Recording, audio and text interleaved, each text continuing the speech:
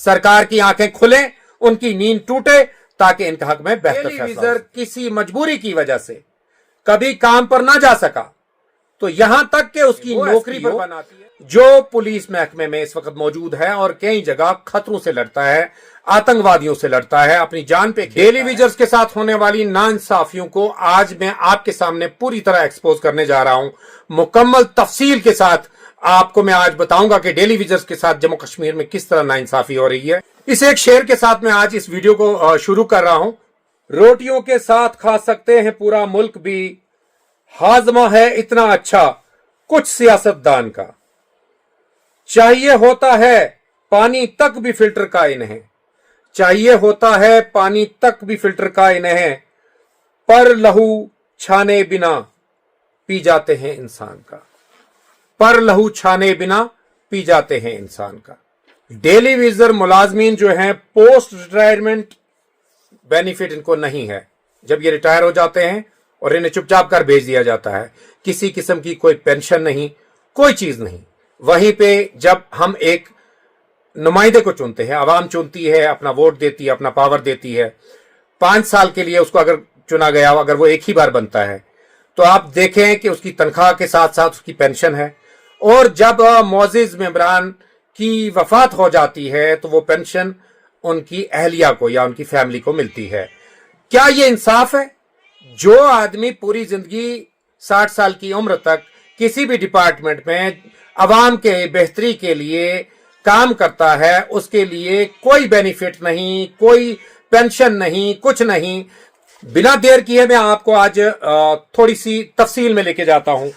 हम एसपीओ से शुरू करते हैं। एसपीओ जो है वो 6,000 से लेकर 18,000 तक उनकी तनख्वाह है, और ये कुछ ईयर वाइज होता है इनका। 1 साल से 3 साल जिनको हो गए उन्हें 6,000 मिलते हैं, और लास्ट पे जो है उसे 18,000 मिलते हैं। वो एसपीओ जो पुलिस महकमे में इस वक्त मौजूद है और कई जगह खतरों से लड़ता है, आतंकवादियों से लड़ता है, अपनी जान पे खेलता है, लेकिन जब वो रिटायर होता है तो उसे 1 पैसा तक नहीं दिया जाता, ना ही उसे कोई पेंशन दी जाती है।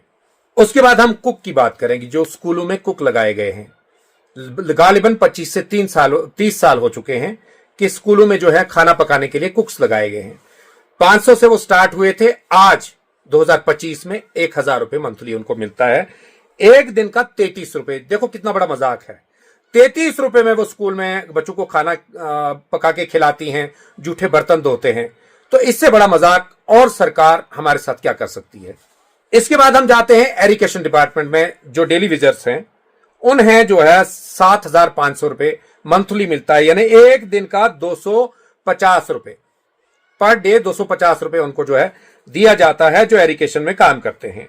आप पीडीडी पे आ जाते हैं, 9330 रुपए, 9,330 रुपए उनको मंथली मिलते हैं।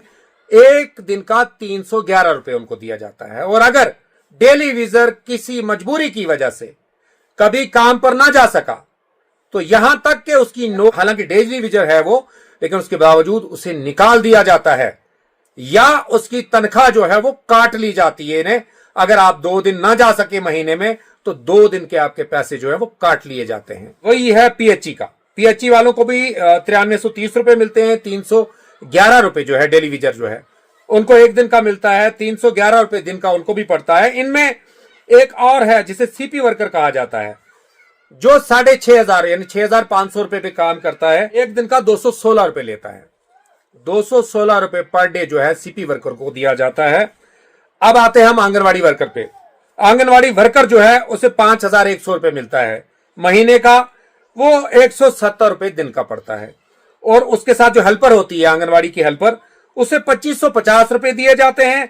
85 रुपए उसकी एक दिन की पड़ती है। आप अंदाजा लगा लो कि आंगनवाड़ी वर्कर्स या हेल्पर्स कितनी मीटिंगें अटेंड करते हैं, कितने प्रोग्राम अटेंड करते हैं, उनका कितना खर्चा होता है।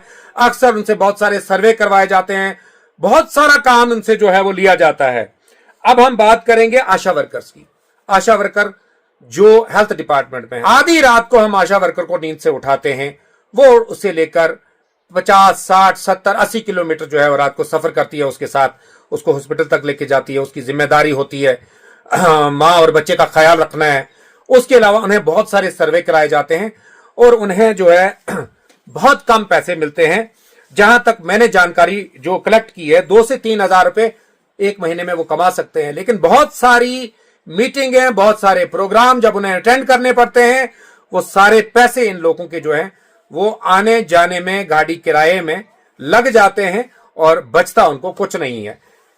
जम्मू कश्मीर में डेली वेजर्स के साथ जो नाइंसाफी हो रही है, मैं जम्मू कश्मीर की आवाम से गुजारिश करता हूं कि अगर ये डेली वेजर सारे हट जाते हैं, ना हमें बिजली मिलेगी, ना हमें पानी मिलेगा, और हमें हर जगह जो है बहुत मुश्किलात का सामना करना पड़ेगा। लिहाजा मेरी गुजारिश है जम्मू कश्मीर की आवाम से कि अपने जो भाई डेली वेजर हैं, ये इस वक्त सड़कों पे हैं, लिहाजा बराए मेहरबानी आप उनके साथ खड़े हो जाएं, उठें, उनका साथ दें, ताकि हमें टाइम पे बिजली मिले, ताकि हमें टाइम पे पानी मिले और इन भाइयों को जो है वो इंसाफ मिले।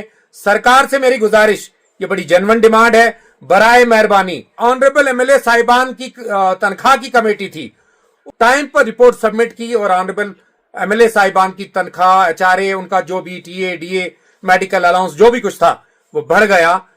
तो क्यों डेली वेजर्स की जो कमेटी थी उन्होंने अपनी रिपोर्ट टाइम पर क्यों नहीं सबमिट की? क्या जरूरी नहीं था कि सबसे पहले डेली वेजर्स की रिपोर्ट जो है वो टेबल पे आए, उसके बाद आपकी अपनी तनख्वाहें या जो भी मामला था वो आता? जब आपकी अपने मामला थे तो वो कमेटी जो है उसने अपनी रिपोर्ट सबमिट कर दी, तो डेली वेजर्स की रिपोर्ट ताखीर क्यों की गई? मेरी गुजारिश, अगर आपको ये वीडियो लगे कि ये दर्द दिल के वास्ते पैदा किया इंसान को, अगर आपको लगे कि हमें दर्द दिल से अपने डेली वेजर्स भाइयों का जो है वो साथ देना चाहिए, समर्थन करना चाहिए, तो आपसे ये गुजारिश रहेगी कि ज्यादा से ज्यादा लोगों तक पहुंचाएं इसको, ताकि सरकार तक पहुंचे, सरकार की आंखें खुलें, उनकी नींद टूटे, ताकि इनके हक में बेहतर फैसला हो सके।